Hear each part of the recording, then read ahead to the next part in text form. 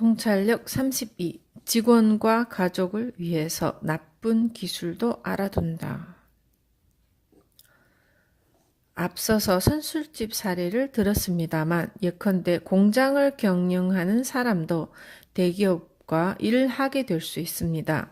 작은 공장이라도 그 회사는 매우 좋은 상품을 만드는구나 라는 평판이 생기면 대기업은 일을 맡깁니다.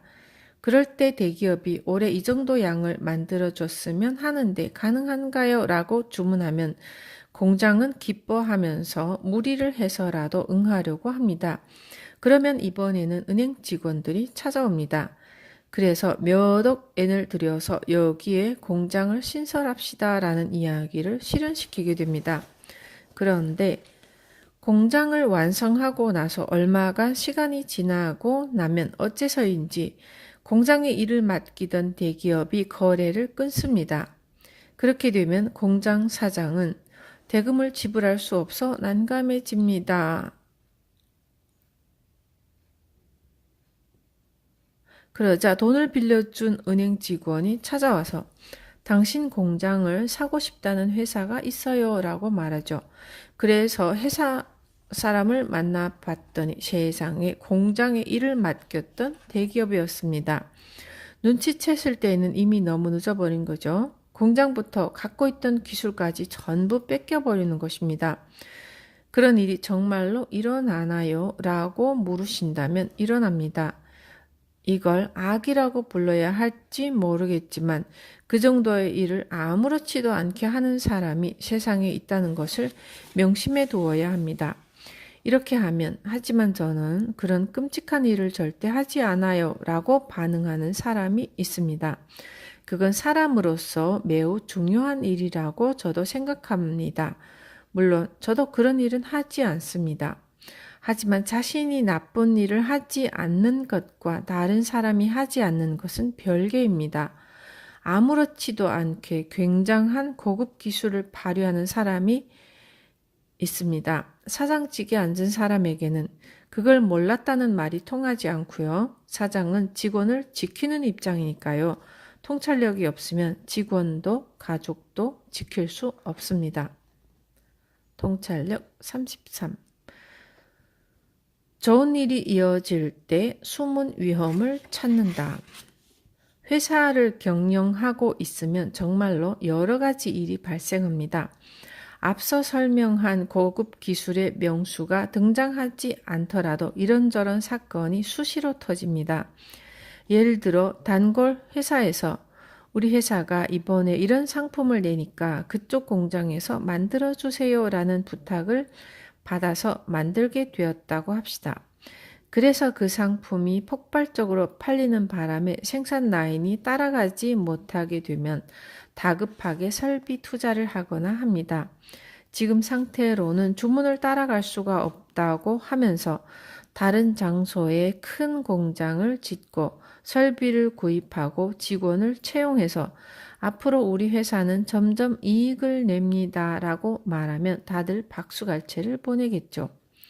부동산 업자, 건설회사, 설비 제조업자, 재료상인 모두가 열렬히 대찬성합니다.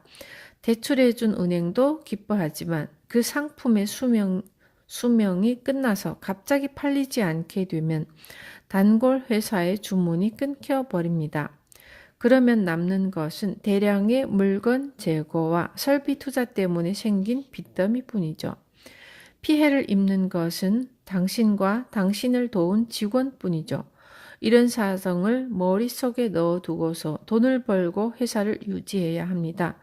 그래서 통찰력이 중요한 것입니다. 통찰력 34. 아마추어에게 칭찬받는 일은 하지 않는다. 경영자와 상인의 통찰력 중에는 아마추어에게 칭찬받으면 끝이다 라는 말이 있습니다. 예를 들어 사업을 확대하기 위해서 은행에서 이만큼 대출을 받아왔습니다. 그러면 주변 사람은 대단하네요 라고 말하죠. 은행의 말이 통하다니 사장님 대단하시네요. 은행에 신용이 있으신가 봐요. 멋지네요. 그렇게 칭찬하는 사람은 누구입니까? 주변 사람들이죠.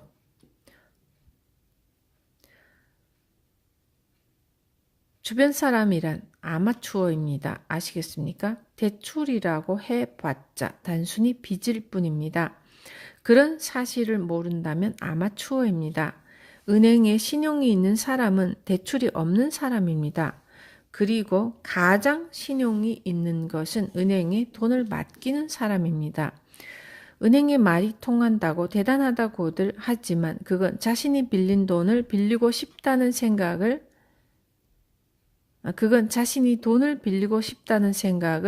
하고 있기 때문에 대단하다고 말하는 것입니다. 그건 프로 상인이 봤을 때 그야말로 아마추어입니다. 아마추어에게 칭찬을 받으면 끝입니다. 회사 빌딩을 세웠다. 도심 주요 지역에 가게를 냈다. 이런 땅을 샀다. 라고 말하면 와 대단해 라는 말을 듣습니다. 그런 말을 하는 사람은 아마추어입니다. 대체 앞으로 몇십 년이나 빚을 변제해야 하는 겁니까? 아마추어에게 칭찬받으면 끝입니다. 또 한 가지 말하자면 상인 중에서 어떤 사람은 유명 인사나 정치가를 좋아해서 유난히 같이 사진을 많이 찍는 등 이런저런 시도를 합니다. 연예인이나 정치가 중에 아는 사람이 있다고 하면 대단하네요 라는 말을 듣지만 정치가가 세금을 사용해서 다리를 짓든 기차를 다니게 하든 우리들 상인은 세금을 내고 있습니다. 세금을 사용하는 사람보다 납부하는 사람이 대단한 것입니다. 그렇게 생각하지 않기 때문에 꾸벅꾸벅 인사하고 다니는 데다 쓸데없이 돈을 낭비하는 것입니다. 제가 말한 내용이 전부 옳다고는 하지 않겠습니다. 하지만 본래 상인이라는 사람들은 상인의 실력을 기르면 그걸로 되는 것입니다. 상인의 실력을 기른다는 것은 지금이 어떤 세상이고 다음으로 어떤 시대가 이어질지를 간파하면 될 뿐입니다. 이것이 가능해지면 일이 점점 성장하고요.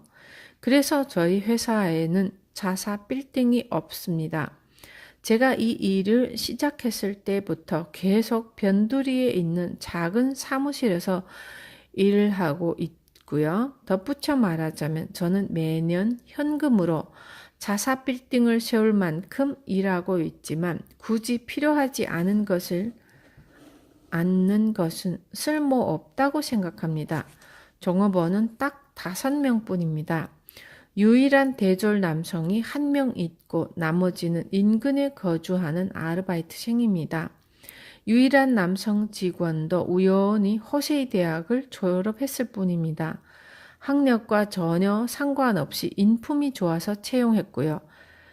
그 증거로는 저는 그가 입사하고 몇 년이 지나고 나서야 대졸이라는 사실을 알았습니다. 하하하. 우리 직원들은 부지런해서 아르바이트 직원들까지 전원 타올로 머리를 동여매고 롤렉스 시계를 차고 포장을 합니다. 정말입니다. 웃음이 굉장히 나오는 광경이죠. 더욱이 저는 한 달에 한 번도 회사에 나가지 않고 밖을 어슬렁어슬렁 돌아다닙니다. 그런데도 일을 시작한 일에 수십 배, 수백 배 이익을 올리고 이 불황 속에서도 계속 성장하고 있습니다. 세상은 매상을 중요시하지만 중요한 것은 이익입니다. 전문가가 회사를 보면 이렇게 작은 회사에서 이만큼이나 이익을 계속 내다니 대단하네요. 이래서 낸 수입만으로 부호 순위에 들다니 라고 합니다. 아시겠습니까? 정말로 이런 말을 하고 싶지 않다면 이런 것이 실력이 좋다는 것입니다. 하하하. 우리 회사가 성장하는 것은 제 실력과 더불어 일하는 동료들이 우수한 덕분입니다.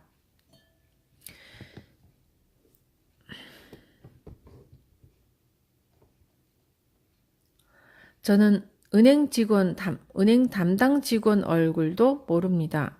은행 직원도 제 얼굴을 본 적이 없고요. 직원이 가끔 은행 직원이 히토리 씨를 만나고 싶어 합니다라고 전하지만 저는 절대로 은행 직원을 만나지 않습니다. 왜냐하면 돈을 빌릴 생각이 전혀 없기 때문이죠. 무대출 경영을 원하니까요. 프로의 세계에서는 이런 것을 실력이 좋다고 부릅니다. 이것도 통찰력이고요. 아마추어의 말에 절대 현혹되지 마십시오.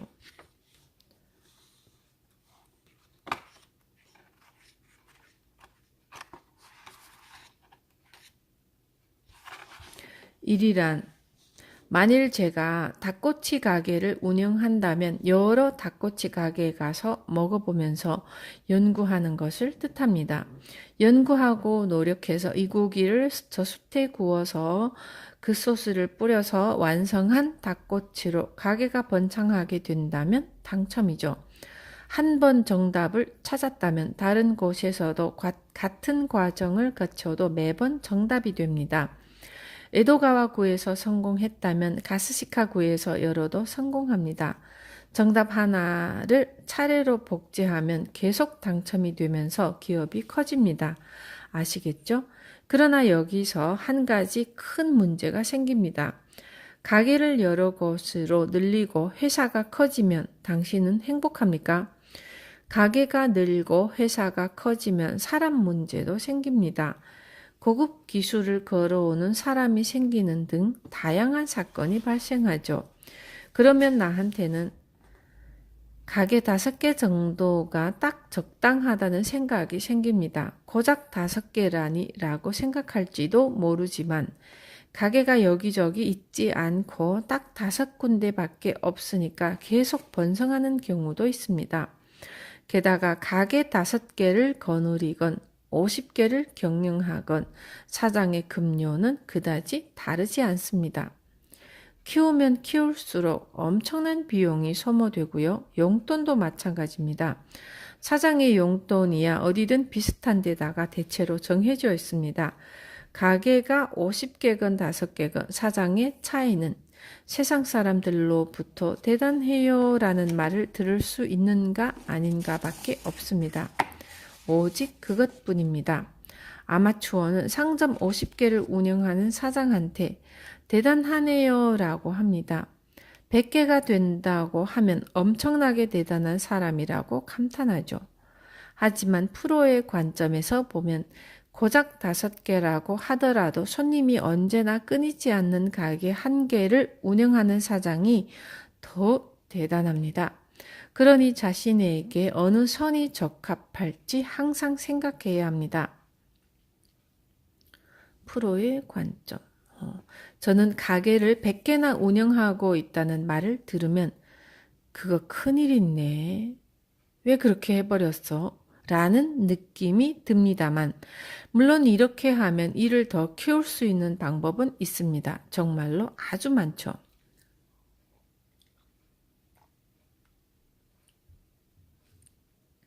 하지만 이렇게 말하면 일본인은 그럼 회사를 키우자라는 생각밖에 하지 않게 됩니다. 일이 성장하는 것과 회사를 키우는 것이 동일한 개념이라고 여기기 때문이지만 이는 같은 개념이 아닙니다. 전혀 별개입니다. 일을 더욱 발전시키면서 동시에 회사를 크게 확장할 수도 있지만 굳이 확장하지 않을 수도 있습니다. 예를 들어 우리 회사도 긴자에 빌딩을 세울 수 있는데 빌딩을 세워서 상장회사로 만들 수도 있고요. 보통 사람들은 반드시 긴자로 진출하고 상장을 하고 싶어 할 테지만 저는 그것을 바라지 않기 때문에 가지 않는 것뿐입니다. 이해하기 어려운가요? 우리 회사의 이름은 일본 한방연구소, 최근에는 긴자 마루칸이라고 불리고 있습니다. 긴자 마루칸이라고 부르는 이유는 제자가 긴자에 가게를 내서 공짜로 사용하게 해줬기 때문입니다. 그래서 긴자를 사용하고 있죠. 긴자라는 이름을 사용하기 위해 돈을 지불해야 한다면 저는 그야말로 즉시 분리해서 신코이와 라고 바꾸겠습니다. 고객은 회사 위치가 마음에 들어서가 아니라 상품이 마음에 들어서 사는 것입니다. 저는 그런 요소 때문에 매출이 바뀐다고 생각하지 않습니다. 그 점을 간파하는 것도 통찰력이고요.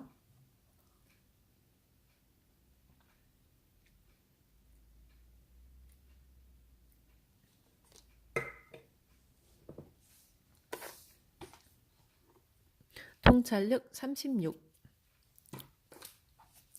재미있게 일할 수 있으면 충분하다.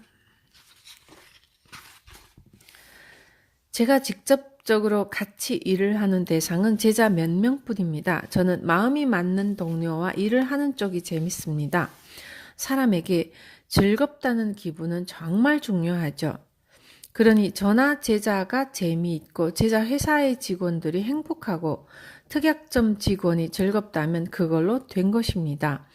먹고 사는 것도 곤란하지 않고 옷도 부족하지 않으니 말이죠. 그러니 이렇게 하면 이를 키울 수 있다는 방법이 여럿 있더라도 그러면 키우자가 아니라 그건 정말로 필요한 걸까라고 따져봐야 합니다. 욕심은 나쁜 것이라는 말이 아닙니다. 욕심은 필요합니다. 필요하기 때문에 인간에게 욕심이라는 것이 붙어 있는 것이죠. 그러니 욕심이 전혀 없는 것도 좋지 않죠. 다만 욕심에는 불이 붙습니다.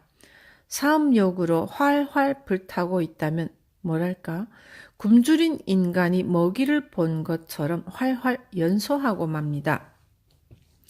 그렇게까지 불타올라야 할 필요가 있을까요? 그 정도로 사업욕이 불타오른다는 것은 굶주린 것이나 마찬가지입니다. 세상 사람들은 나를 대단하다고 생각했으면 좋겠다라는 생각에 굶주려 있습니다. 왜 그렇게까지 굶주려 있는가 하면 대단하지 않기 때문입니다. 정말로 대단한 사람이라면 대단하다는 말을 듣는데 굶주릴 필요가 없죠. 따라서 사업을 확대하는 것도 하나의 선택이죠. 우리는 하지 않아요 라는 선택지도 있습니다. 회사는 이렇게 하면 커진다. 하지만 커진다 하더라도 정말로 확장하는 편이 좋을까? 하지 않는 편이 나을까? 한번 잘 생각해 보는 것이 좋습니다. 제가 하는 말은 그것뿐입니다. 고심하고 고심한 끝에 확장 노선을 택하고 싶다면 하면 됩니다. 변호사가 되고 싶으면 되고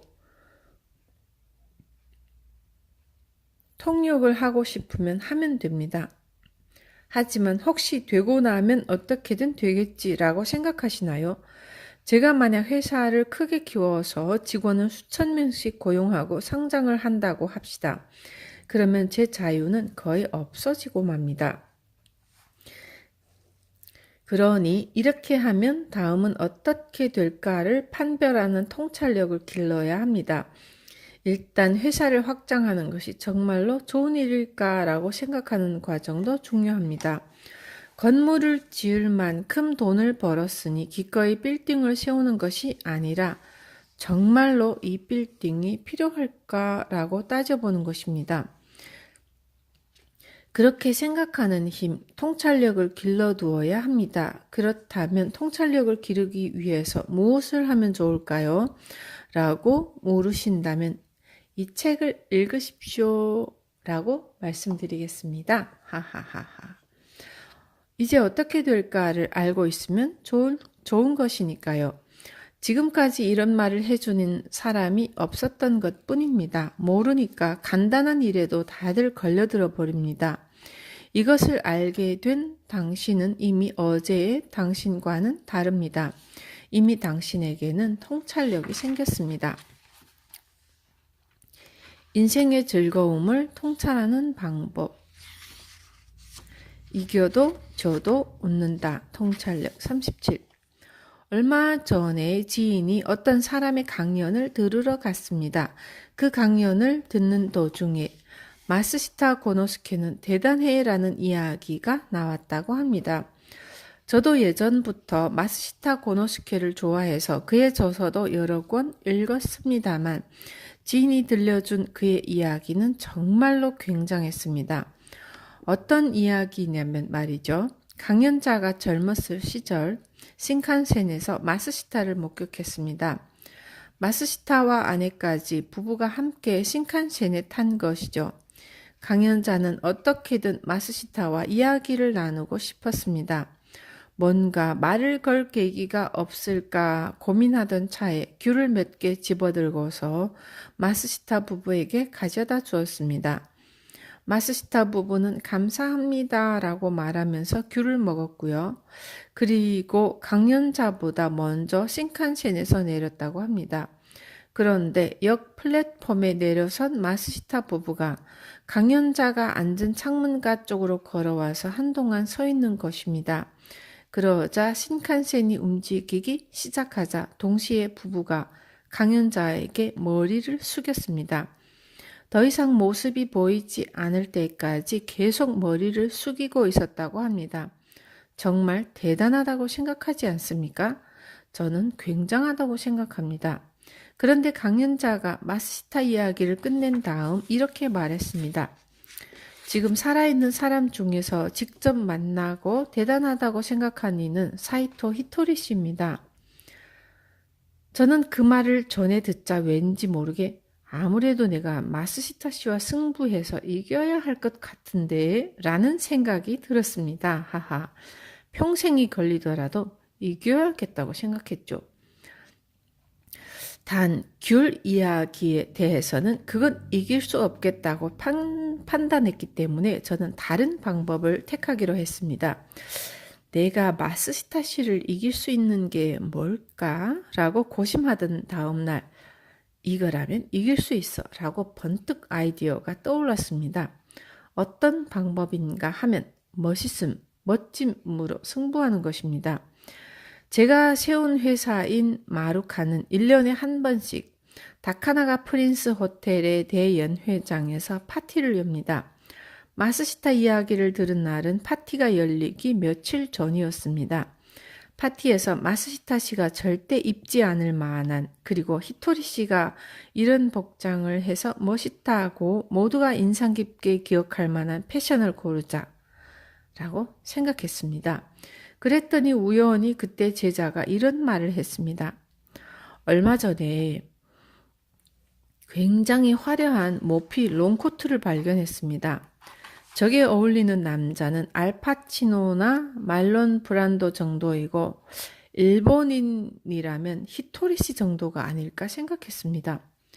저는 그 모피 코트가 어떤 것인지 듣지도 않고 바로 그 자리에서 제자에게 당장 사와달라고 부탁했죠.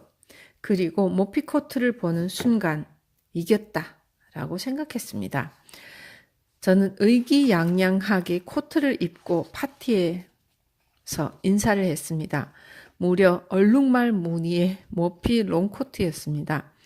나중에 그 코트 어디서 사셨나요? 몇 천만 엔이었나요? 라는 질문을 여러 사람으로부터 받았습니다. 그 가격은 무려 15,000엔이었죠. 개인적으로는 매우 만족스러웠다고나 할까 제 유머러스함에 저도 웃었습니다. 사람은 이겨도 져도 웃을 수 있어야 합니다. 저는 어떤 일이 생기면 이건 하늘의 뜻이다 라고 생각하고 듣습니다. 그리고 이 일로 재미있게 놀 수 없을까 라고 생각합니다. 논다는 뜻은 자신의 머릿속에서 노는 것입니다. 이런 멋진 이야기를 들었고 그것이 마음속에 남아있다면 놀이로 바꿔볼 수 없을까라고 생각합니다. 그러면 놀이니까 이긴 사람도 진 사람도 즐겁고 저도 모르게 웃어버릴 만한 정도로 하는 게 제일 좋다고 생각합니다. 마스시타 고노스케라면 뭐야? 나를 쳐부순다고 그 롱코트를 입고 온 거야? 라고 생각하게 되겠죠. 하하, 진 사람도 웃을 수 있다는 점이 좋습니다. 유머가 없으면 지루할 뿐이죠. 통찰력 38. 정말로 좋은 인생은 즐겁게 사는 것이다. 저는 초등학교 시절에 삼국지를 읽었습니다. 삼국지는 옛날 중국 고전 소설로 제갈공명이라는 대천재가 등장합니다. 제갈 공명은 방위, 방향 등의 점술이나 전쟁에 대해서도 천재적인 두뇌를 가지고 있는 사람이죠. 저는 어린 마음에 이 사람을 이기고 싶다고 생각해서 점술부터 중국 병법, 육도 삼약에서 손자병법, 오자병법까지 전부 공부했지만 어느 날 갑자기 그런 생각이 들었습니다. 나 제갈 공명을 이겼어. 왜냐하면 제갈 공명은 재미가 없기 때문입니다. 재미없는 녀석을 따르는 사람이 있을 리가 없으니까요. 정말로 인생이란 올바른 것보다 즐거운 것이 중요합니다. 살아있는 사람을 상대로 진지하게 그 녀석을 이기고 싶다고 말하거나 나는 안 돼라고 생각하면 인생에 재미가 없습니다. 그보다 놀이 삼아서 이거라면 이길 수 있다라고 하는 겁니다. 자신만의 놀이를 만들어 제갈 공명의 코를 납작하게 눌러보거라. 이거라면 마스시타 고노스케한테 이길 수 있다라고 생각하는 거죠. 학력이라면 제가 마스시타 고노스케를 이겼습니다. 마스시타는 초졸이고 저는 중졸이니까요. 하하하. 귤 이야기로 패배했지만 얼룩말 롱코트로 이겼으니 현재 2승 1패라고 할까요? 하하, 이처럼 즐거운 일을 만들어서 자신의 머릿속에서만이라도 이겼다, 이겼어 라고 좋아하면 그걸로 된 겁니다. 인생이란 그 정도로만 받아들이면 된다고 생각합니다. 진심으로 세간의 주목을 받고 싶다고 생각할 수도 있고요. 무슨 생각을 하던 그건 자신의 자유입니다. 하지만 세간의 주목을 모으는 것이 정말 당신의 인생에 필요한 일입니까? 유명해지면 의외로 부자연스러운 일도 많이 생깁니다. 뒤늦게 이런 인생을 바란 것이 아니었는데 라며 후회하는 사람도 있으니까요. 한 번쯤 차분하게 생각해 두는 편이 좋지 않을까요? 참고로 저는 유명하지 않더라도 매일 즐거우면 그걸로 됐다고 여기는 사람입니다. 그래서 저는 여기저기 드라이브를 하고 거기서 만난 사람들과 잡담을 하는 등 매일 즐겁게 살고 있죠. 그러다 제가 한 이야기를 들은 사람이 지금 한 이야기는 녹음해두고 싶었어요. 다시 한번 말씀해 주세요 라고 반응한 내용이 이런 형태로 책이 되어 세상에 나오게 된 것입니다. 그러니 저는 유명해지고 싶다든지 작가가 되고 싶어서 책을 낸 것이 아닙니다. 오히려 저는 유명해지고 싶지 않습니다. 텔레비전이나 잡지에도 얼굴을 내밀지 않습니다. 저는 매일 자유롭게 지내고 싶고요. 자유롭게 살고 있다면 그것만으로도 행복합니다. 유명하지 않으면 어디에든 가도 상관없고 하지만 텔레비전 등에 등장하면 어디에 가도 사인해 주세요 라는 요청을 받거나 합니다. 저는 그런 부탁을 받으면 부끄러워서 도저히 참을 수 없습니다. 언제든지 남의 시선을 신경 쓰지 않고 원하는 곳에 갈 수 있다는 것은 행복한 일이죠. 강연회에서 관객 1000명을 두고 이야기할 기회를 얻는 것은 감사하지만 저는 카페 같은 곳에서 이야기하는 쪽이 훨씬 성격에 잘 맞습니다. 그런 만남이 저에게는 최고의 여가 활동이고요. 마음대로 즐겁게 산다. 이것이 정말로 좋은 인생입니다. 통찰력 39. 재미있게 일하는 방법을 연구한다. 히토리 씨는 어째서 즐겁습니까? 이런 질문을 자주 받습니다만 대답은 간단합니다. 저는 지루한 일을 견디지 못합니다. 지루한 작업을 하면 3분 내로 질려버리고요. 역시 매일 즐거운 쪽이 좋죠. 그래서 파티를 열 때에도 나도 즐겁고 다른 사람도 즐겁게 만들려면 어떻게 해야 할까라고 생각합니다. 역시 파티나 결혼식에서 제일 재미없는 순서는 사장의 인사겠죠. 지루한 데다가 길기까지 합니다. 그래서 저는 제가 파티를 열면 오늘은 파티입니다. 마음껏 즐겨주세요 라고 딱 한마디만 남깁니다. 그리고 다른 사람이 스포트라이트를 받는 모습을 보는 것을 좋아하기 때문에 파티에서 모든 깃발을 들게 하는 등 시선이 집중될 만한 이벤트를 만듭니다. 그렇게 하면 모두가 스타입니다. 이러면 정말 분위기가 좋아지죠. 얼마 전에 파티를 열었을 때에도 제자와 함께 누가 더 눈에 띄는 옷을 입고 오는지 100엔짜리 내기를 했습니다. 결국 100엔을 빼앗기고 말아서 다음에 만회할 거야 라고 했지만요. 그러니 사람은 재미있게 만들려고 마음먹으면 사소한 일도 여러 가지로 재미있게 즐길 수 있습니다. 그런데 이렇게 말하면 말은 쉽지만 일이 되면 좀처럼 안 돼요 라고 말하는 사람이 있습니다. 히토리 씨, 저는 일이 별로 재밌지 않아요 라고 말합니다. 확실히 일은 즐겁지 않습니다. 그런 이야기는 일부러 입 밖으로 낼 필요까지도 없는 당연한 얘기죠. 하지만 제 입장으로서는 일이니까 즐겁지 않다는 감상은 너무 당연해서 지루합니다. 영 싫은 기분이 들죠. 그래서 생각했습니다. 어떻게 하면 일을 재미있게 만들 수 있을까?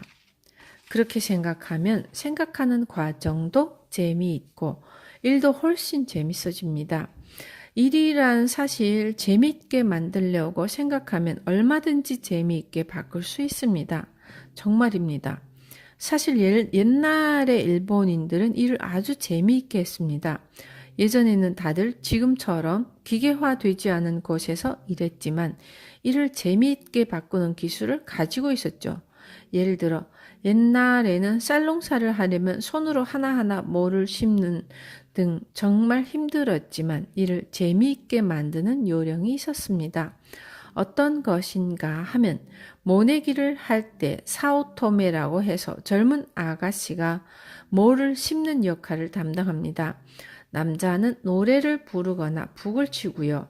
그러면 사오토메는 옷이 더러워지지 않도록 옷자락을 허리까지 걷어 올리겠죠. 그런 모습으로 몸을 굽히면 아주 요염해집니다.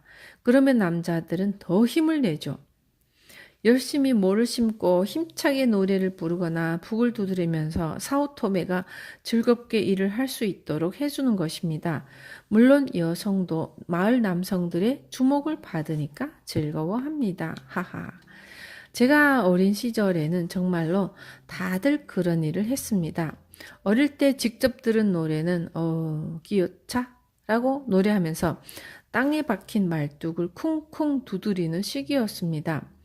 아버지를 위해서라면 기어차 등 여러 가지 변주도 있어서 다들 노래를 부르면서 일을 했습니다. 외국인은 그런 모습을 보고서 노래를 부르는 시간이 더 길지 않냐라고 말합니다. 확실히 일리 있는 말이기는 하지만요. 하하. 하지만 일은 게을리 하라고 있는 것은 아닙니다. 뭐랄까, 일 때문에 지쳐나가 떨어지지 않도록 하는 것도 업무의 일환이라고 생각합니다. 사람은 지치기 전에 쉬면 일하다 지쳐나가 떨어지지 않습니다. 사람들은 대부분 심장이 태어나서부터 죽을 때까지 계속 쉬지 않고 움직인다고 생각하고 있습니다. 하지만 사실은 그렇지 않죠. 심장은 쿵쿵 움직이고 나서 쉽니다. 쿵쿵 뛰고 나서 쉬고 다시 쿵쿵 뛴 다음 쉽니다.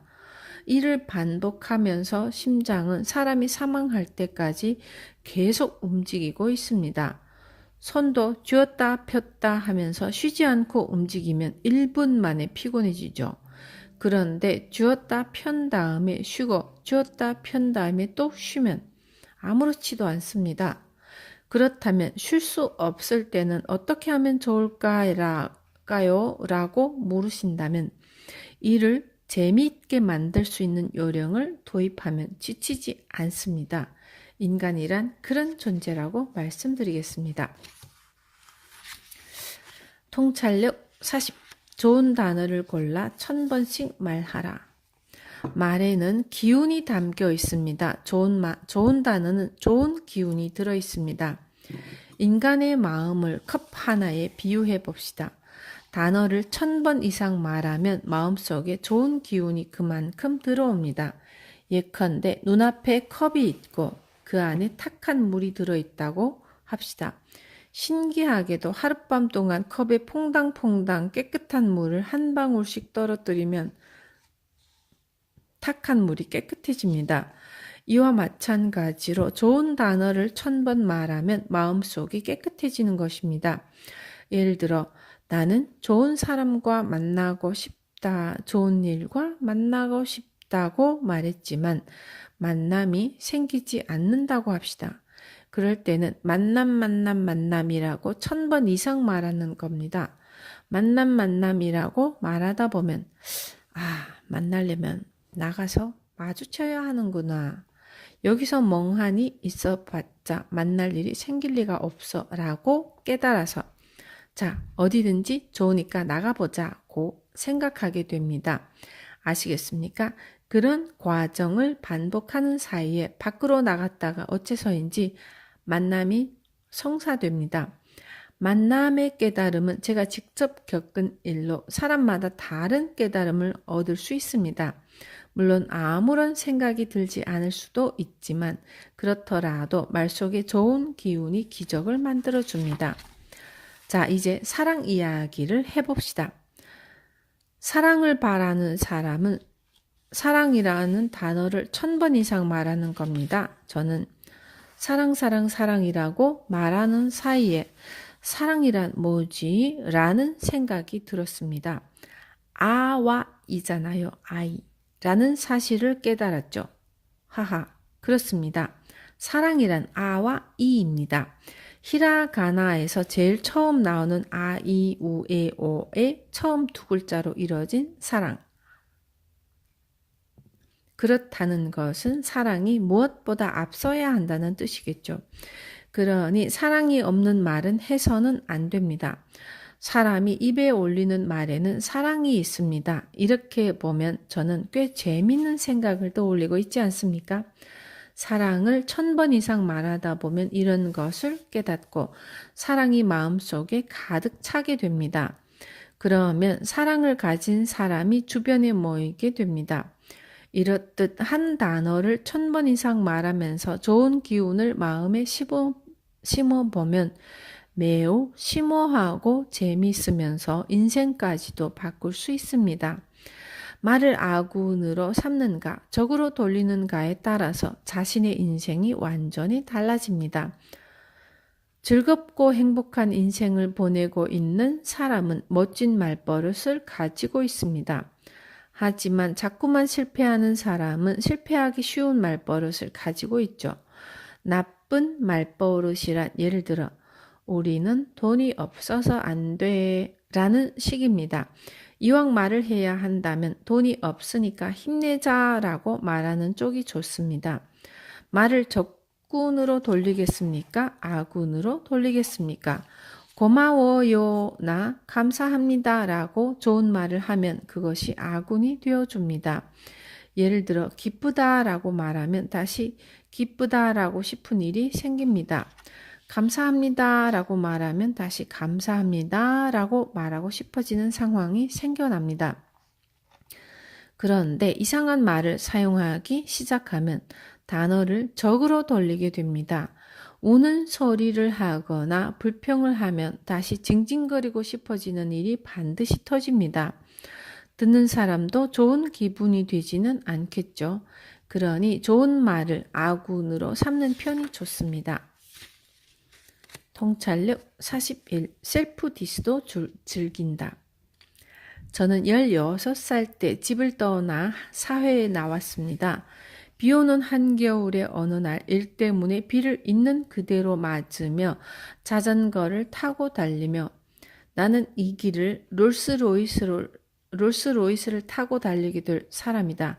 지금은 우비도 살 수 없지만 언젠가 롤스로이스를 타고 달릴 사람이다 라고 스스로 되뇌이면서 격려하였습니다. 이후 회사가 성공해서 롤스로이스를 살 수 있게 되었습니다. 하지만 사람이란 참 재미있죠? 살 수 있게 되니 갖고 싶지 않았습니다. 정말로 롤스로이스는 필요 없어, 타고 싶지 않아 라고 생각하게 되었습니다. 하지만 어째서인지 그 비오던 날의 자신을 잊어버릴 수가 없었고 롤스로이스에 타서 이 길을 달리는 사람이 된다고 되뇌이며 자전거를 타던 자신이 있었습니다. 그러니 타든 타지 않든 롤스로이스를 사자. 그래서 저는 롤스로이스를 샀습니다. 스스로의 금자탑이라고 생각하면서요. 좋은 이야기죠? 하하. 그런데 웃긴 점은 필요 없는 물건을 산 것이라서 타지 않은 채로 계속 차고에 넣어두었습니다. 그랬더니 롤스로이스의 곰팡이가 피었습니다. 역시 제 인생은 웃을 수 있습니다. 통찰력 42. 시는 의외로 공평하다. 저는 어린 시절에 무언가를 간파한 적이 있습니다. 드라마 등을 보면 배고픈 사람에게 주먹밥을 줬더니 허겁지겁 먹어서 목이 막히는 장면이 나올 때가 있습니다. 어린 저는 저건 거짓말이다 라고 간파해냈습니다. 왜냐하면 어느 날 배고픈 채로 터덜터덜 집에 돌아와 봤기 때문입니다. 그랬더니 우연히도 집에 큰 주먹밥이 있었고요. 그것을 우적우적 세 입 정도에 먹어 치웠지만 꿀꺽꿀꺽 우물에 물이 떨어지듯이 주먹밥이 술술 들어갔습니다. 정말로 배가 고플 때 먹는 음식은 목에 막히지 않습니다. 인간의 몸이 그런 식으로 만들어져 있기 때문입니다. 그리고 정말로 맛있습니다. 지금까지 먹은 음식 중에서 무엇이 가장 맛있었는가 하면 그때 먹었던 주먹밥이 최고였습니다. 정말 잊을 수 없을 만큼 맛있었습니다. 맞아요. 요리에 관한 또 한 가지 재미있는 이야기가 있습니다. 프랑스 혹은 이탈리아의 명인이라고 불리는 요리사가 있어서 그 사람에게 맛있는 요리의 비결을 물어봤더니 요리를 좀처럼 가져다 주지 않는 것이라고 했다고 합니다. 요리가 좀처럼 나오지 않으면 배가 고파서 대부분의 음식이 당연히 맛있게 느껴지지 않는가라는 뜻이죠. 그러니 한계에 달한 사치란 그렇게 대단한 것이 아닐지도 모릅니다. 돈을 가지고 있다고 해서 일하지 않고 매일 프랑스 요리에 와인을 마시는 사람과 열심히 땀 흘려 일한 다음에 곱창구이에 시원한 맥주를 곁들이는 사람. 어느 쪽이 맛있을까 생각해보면 곱창구이가 이길지도 모릅니다. 저는 절대로 곱창구이가 맛있을 거라고 생각하지만 그 중에는 프랑스 요리를 먹을 수 있다니 좋겠다고 말하는 사람도 있을 거라고 생각합니다. 사람마다 의견이 다르니까 그건 그것대로 좋지만요. 하지만 프랑스 요리를 뭐야?